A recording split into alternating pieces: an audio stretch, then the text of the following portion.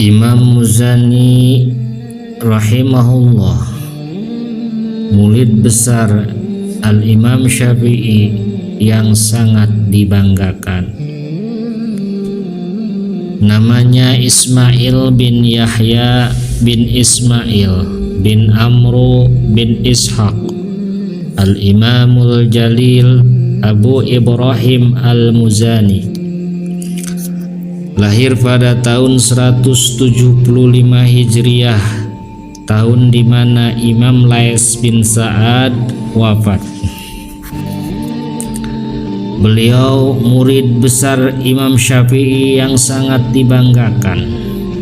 Walaupun Imam Muzani juga berguru kepada Nu'aim bin Hammad, Ali bin Ma'bad bin Shaddad, dan lain-lain.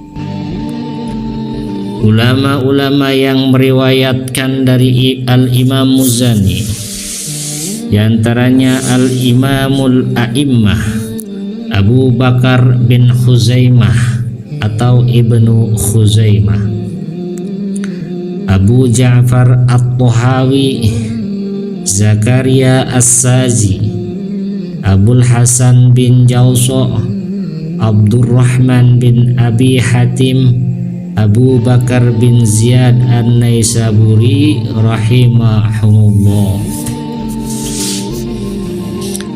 Imam Syafi'i pernah berkata, Al-Muzani nasiru madhabi. Muzani adalah penolong madhabku.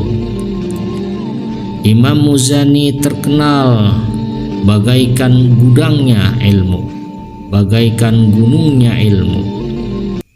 Ahli dalam bidang diskusi, kuat sekali argumennya.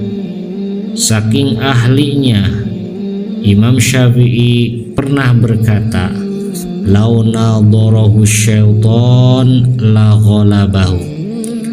Kalau Imam Muzani berdebat dengan syaitan, pasti Imam Muzani akan mengalahkannya. Imam Muzani ahli zuhud, yaitu meninggalkan apapun yang dapat melalaikan kepada Allah. Sangat wara'i, yakni meninggalkan barang yang masih samar hukumnya, mengambil sedikit saja dari dunia dan orang yang diijabah doanya.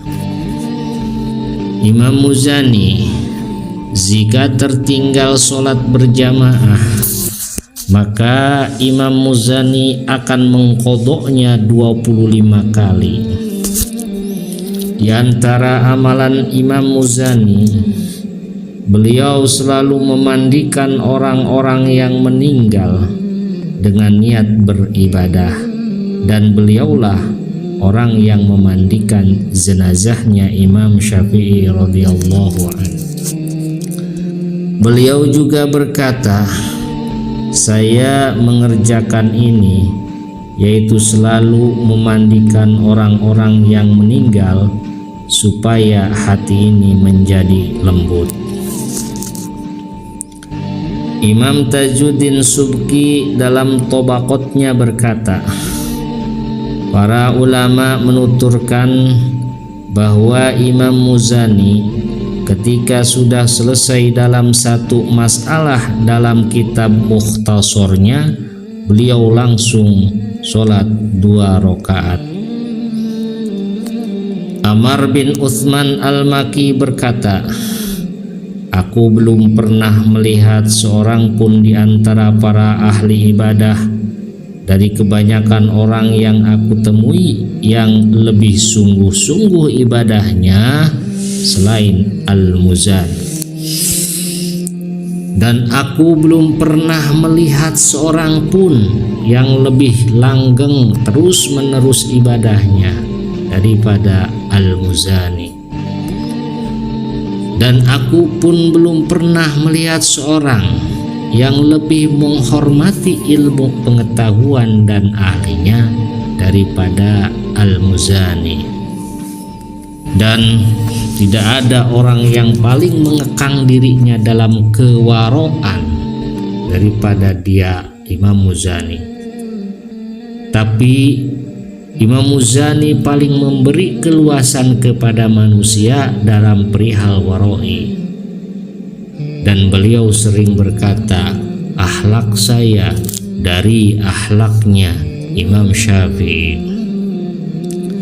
Sebagaimana dikatakan oleh Al-Faqih Abu Ishaq bahwa ilmu fikih Al-Imam Asy-Syafi'i telah berpindah kepada para murid besarnya, diantaranya Abu Ibrahim Ismail bin Yahya Al-Muzani.